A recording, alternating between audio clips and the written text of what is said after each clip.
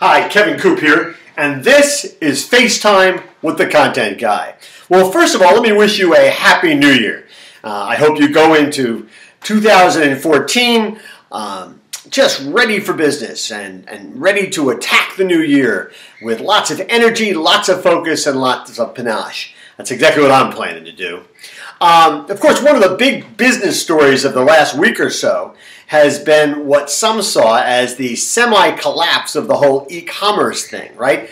I mean, there were all sorts of stories about how, some customers did not have a very good Christmas and some retailers and delivery systems had less than optimal Christmases, in part because presents didn't show up when they were supposed to show up, when they had been promised to show up. And that's never a good thing. And I think it's fair to say that some of those shoppers who were affected by this were pretty ticked off. I mean, they had promised little Johnny that little Johnny was going to get such and such a game. They ordered it. Amazon or Walmart, whoever, didn't deliver it on time, and those customers were ticked off. Now, in the case of, say, Amazon, they said, listen, we shipped everything when we were supposed to ship it. We got things out on time. It was the delivery system's fault. Now, while that might have been true, I'm not sure that that's always the smartest thing to say. Ultimately, if you're the person or you're the company that makes the promise, you are responsible for delivering on that promise. So I'm not sure that sloughing off the responsibility is necessarily the best thing to do. Now, what did Amazon and Walmart do? Well, they offered free gift cards to people who had been disappointed, and I think that was a smart move. I do have to say that I think that at some level, Jeff Bezos may have been calling his R&D department saying, hey, when are we going to have those drones ready to go? Because, we could have used them this Christmas. I also think that it's, there's been a little speculation out there that at this point, Jeff Bezos may be calling his financial people saying, so how much would it cost me exactly to buy UPS or FedEx or even the Postal Service? Because it might make a lot of sense to do that. I don't know if it makes any sense to do that, but then again, I'd be the last person on the planet to suggest financial advice to Jeff Bezos.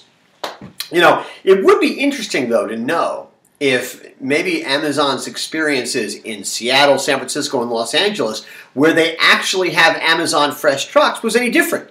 Because if in those markets they didn't suffer with any of the lateness problems that they had in other markets, maybe they would look at that and say, hey, that suggests some sort of strategic direction that we ought to take, that we ought not be as dependent as we have been on the likes of FedEx, UPS, and the United States Postal Service. Now, companies like UPS and FedEx, well, they really didn't have anybody to blame, except in some ways they did, because they would blame consumers. They would say, hey, listen, there was a lot more demand this year than we ever expected. Customers were ordering products. They were using either free shipping or express shipping plans to a greater extent than ever before, and it just completely overwhelmed the system.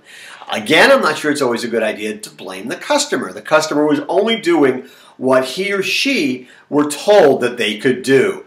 Now, listen, in a lot of ways, there are a lot of analysts and self-styled gurus out there who were looking at what happened around Christmas time and saying, oh, man, this is, companies are going to have to stop making the same kinds of promises that they've been making.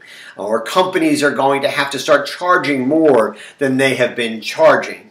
Now, listen, I got to be honest. I'm not a guru. I'm not an expert. I'm not an analyst. I don't say that I have any great expertise. Best I can say is, I'm a pretty good observer of things, and I'm a pretty good guesser, and I know a lot of people who are smarter than I am.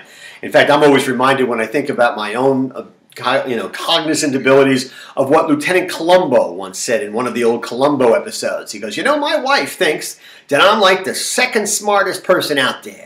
But the problem is, there's an awful lot of guys out there who are tied for #1. And that's sort of where I am on this. But if I had to guess, I don't think, actually, that there are going to be a lot of changes in terms of how people make promises to the consumer 11 months from now. No, I think what's going to happen over the next 11 months is that people and companies are basically going to try and examine the situation and say, okay, how do we try and fix it?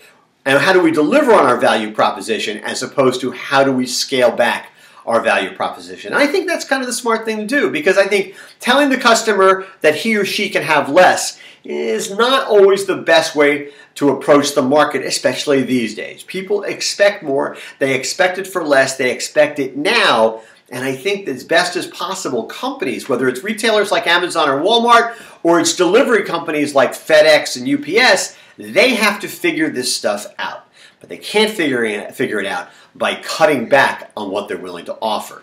They just have to figure out how to deliver on their promises. Now, you know, it's interesting. I tell you, from my experience in terms of the holidays, we had a great holiday in terms of, I couldn't believe how the e-commerce system worked. I mean, in our little town, it seemed like there were constantly UPS and FedEx and Postal Service trucks out on the road, and they were constantly making deliveries.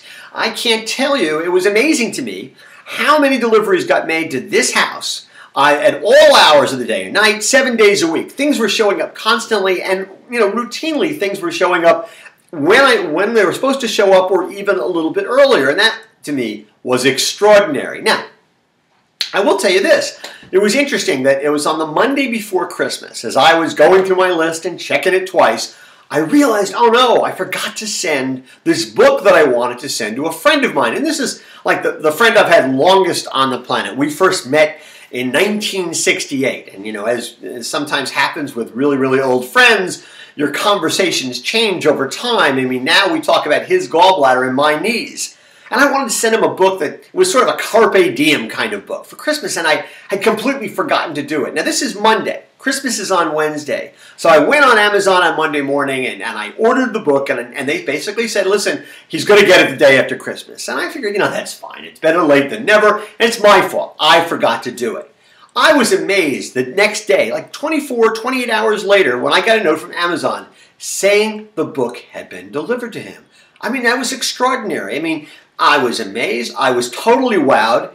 And in this case, my expectations were exceeded. And I actually think if you look forward to the year about to come, as things continue to develop in the e-commerce sector, that's what you're going to see. You're going to see a lot more magic. You're going to see a lot more expectations exceeded as opposed to disappointed. And I think you're going to see people and companies who are trying to figure out how to live up to the potential, how to live up to the opportunities, as opposed to telling people not so much. I think we're not in a not so much world anymore. We're in a world of what's next. Anyway, that is what is on my mind this Thursday morning. And as always, I want to hear what's on your mind.